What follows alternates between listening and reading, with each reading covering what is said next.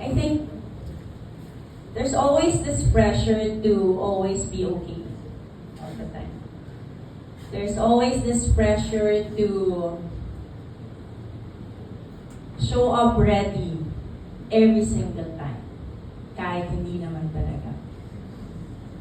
Parang naiyak talaga.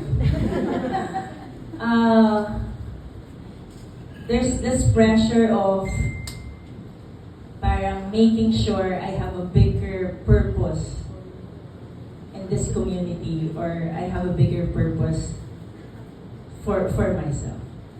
So, yun yung mga kind of pressure na parang feeling ko pagtitingnan niyo ako yun. But